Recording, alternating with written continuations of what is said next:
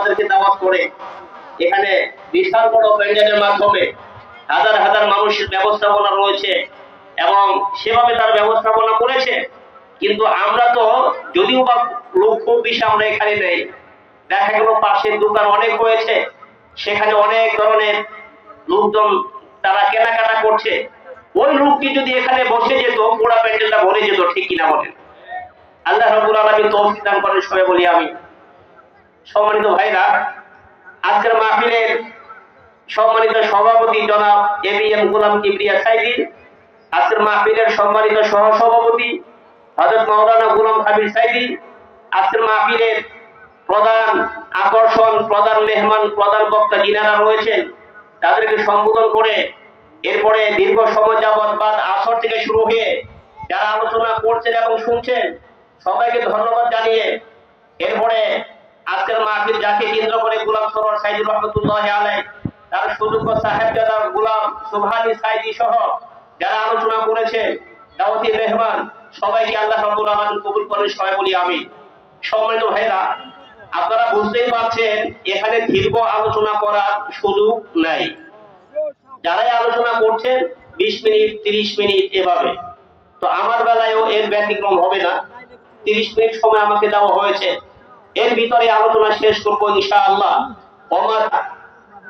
আমরা এখানে যারা আছি আমরা সবাই কি জান্নাতে যেতে চাই?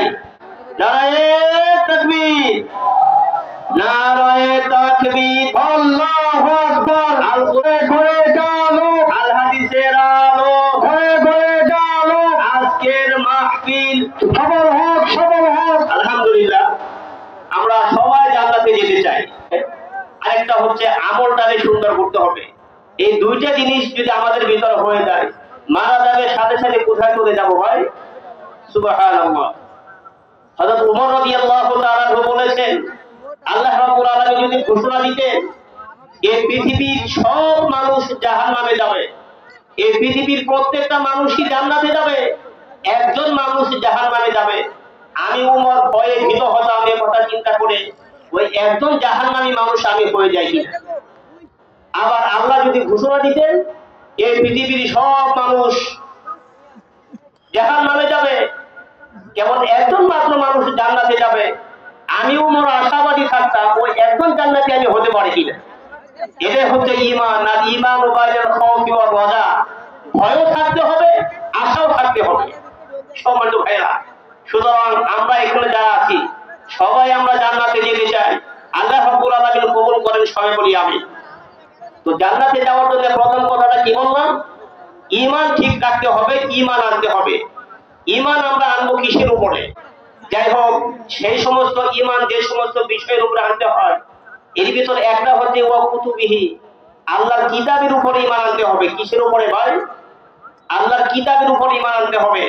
আর আল্লাহর কিতাব মানে কি?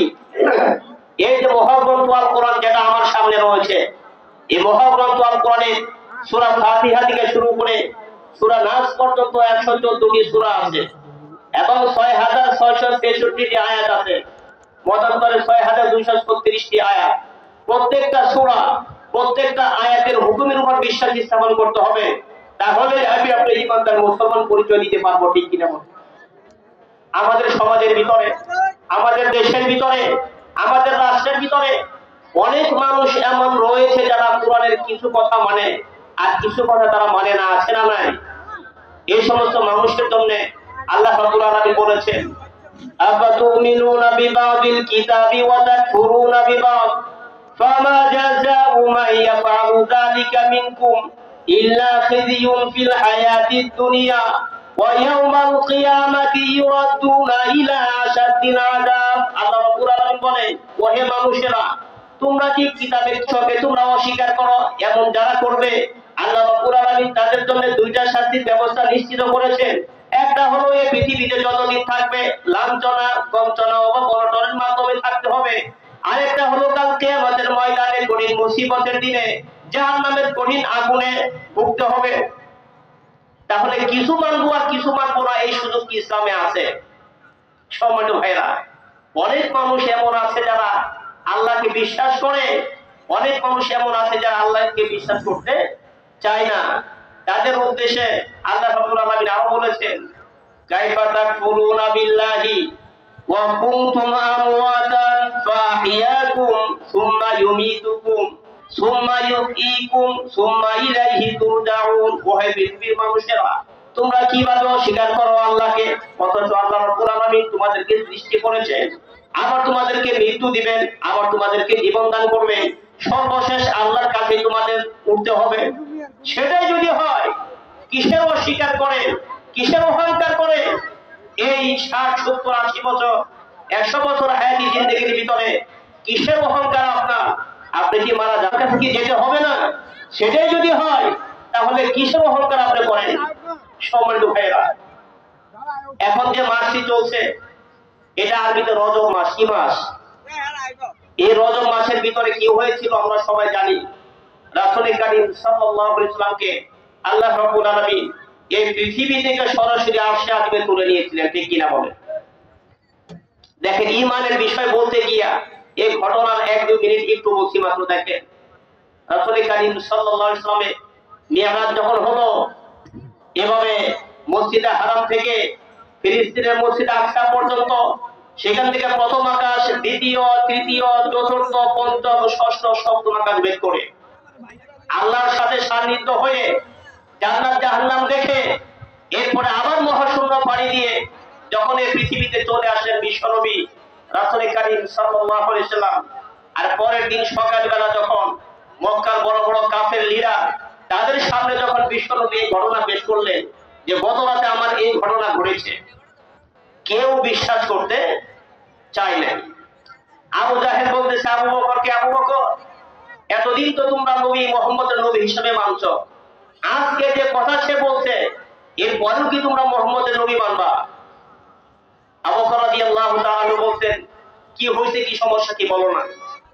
তখন আবু জাহেল বলছে, গত রাতে নাকি তার মেরাজ হয়েছে এবং প্রথম আকাশ, দ্বিতীয়, তৃতীয় ভেদ করে একই রাতের ভিতরে মহাশূন্য পাড়ি দিয়ে আবার খানায় কাবা মক্কার ভিতরে চলে আসছে। এমন কথা যে বলে তাকে কি পাগল না বলে পারা যায়? তখন আবু বকর রাদিয়াল্লাহু তাআলা বলছিলেন যে, আবু জাহেল, তুমি যে কথাটি বলছো নবী মুহাম্মদ সাল্লাল্লাহু আলাইহি ওয়াসাল্লাম কি এই কথা এভাবেই বলেছেন? তখন আবু জাহেল বলছিল যে, যদি তোমার বিশ্বাস না হয় আমার সাথে চলো যাই, তোমার নিজ কানে শুনিয়ে দে। এরপরে সিংহের মতো গর্জন দিয়ে উঠে আবু বকর রাদিয়াল্লাহু তাআলা যে কথাটি বলেছিলেন, সিরাতের গ্রন্থের ভিতরে এই কথাগুলি লেখা আছে, খুঁজে দেখেন। আবু বকর রাদিয়াল্লাহু তাআলা বলেছিলেন, তোমার সাথে যাওয়া লাগবে না, নিজের কানে শোনা লাগবে না, তুমি যে কথাটি বলেছো হুবহু এই কথাটি যদি বিশ্বনবীর জবান থেকে বের হয়ে থাকে, কিভাবে গেলেন, কিভাবে আসলেন, কোনো যুক্তির দরকার নাই, বিনা যুক্তিতে মেনে নিলাম মুহাম্মদ সত্য নবী, তার মেরাজটাও সত্য। সুবহানাল্লাহ। ঈমানটা কোন ধরনের? আল্লাহ রাসূলের জবান থেকে বের হয়েছে, এখানে আবার যুক্তির দরকার কিসের? এজন্য যে বলি যে মহাগ্রন্থ আল কোরআনের ভিতরে আল্লাহ রাব্বুল আলামিন যে আয়াতগুলি অবতীর্ণ করেছেন, বিশ্বনবী রাসূল কারীম সাল্লাল্লাহু আলাইহি ওয়াসাল্লাম তার হাদিসের ভিতরে যে কথাগুলি বলেছেন, এই সমস্ত কথার ভিতরে কোনো আনসাইন্টিফিক, অবৈজ্ঞানিক কোনো কথা নাই।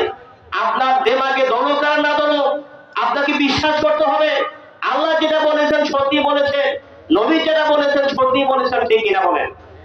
এভাবে যদি ঈমান আমরা আনতে না পারি, এভাবে যদি আমরা ঈমান আনতে না পারি, যদি আপনি বলেন যে আমার যুক্তিতে ধরলে আমি ঈমান আনবো, কোরআনকে বিশ্বাস করব, আর যুক্তিতে না ধরলে আমি বিশ্বাস করব না, তাহলে আপনার ঈমান তো থাকবেই না, আপনি নাস্তিক হয়ে যাবেন, ঠিক কিনা বলেন? সম্মানিত ভাইরা, 2025 সাল নতুন বছর শুরু হয়েছে।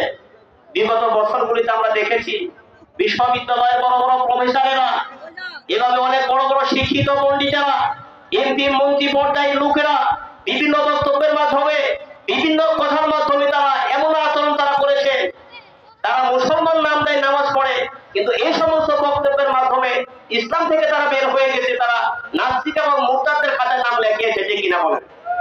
সম্মানিত ভাইরা, ঢাকা বিশ্ববিদ্যালয়ের কোন প্রফেসর সে বলেছিল যে যে সমস্ত নারীরা, ছাত্রীরা বোরকা পরে বিশ্ববিদ্যালয়ে আসে, তারা তো বিশ্ববিদ্যালয়ে না এসে বাড়ি ঘরে বসে থাকলেই পারে। বলেন নাউযুবিল্লাহি মিন যালিক। সে কি বোরকার পক্ষে বলছে না বিপক্ষে বলেছে? এরপরে আরেক দল লোক, যার নাম বললে আপনারা চিনে ফেলবেন, রাশেদ খান মেনন। সে যখন মন্ত্রী ছিলেন, এখন আছে কোন ঘরে, খবর নিয়ে দেখেন কোথায় আছে, কোন আয়না ঘরে নাকি বলেন। তখন সে বলেছিল, আমি যখন ঢাকার গলিতে গলিতে যখন আমি বের হই, যখন হাঁটি, তখন এভাবে বোরকা পড়া কোনো মহিলা যখন আমার সামনে পড়ে, আমার কাছে মনে হয় আমি কি আফগানিস্তানে আছি না পাকিস্তানে আছি, মনে হচ্ছে আমি বাংলাদেশে নাই। বলেন নাউজুবিল্লাহ মিন যালিক। তার চিন্তা ভাবনা হচ্ছে বোরকা পড়া মহিলারা আবার বাংলাদেশে থাকবে কেন? সমস্ত নাস্তিক এবং মুরতাদেরা বিভিন্ন সময়ে এই সমস্ত বক্তব্যের মাধ্যমে, এই সমস্ত কথার মাধ্যমে ইসলাম থেকে বের হয়ে গেছে, নাস্তিক এবং মুরতাদদের কাতারে তাদের শামিল হয়ে গেছে, ঠিক কিনা বলেন? সময়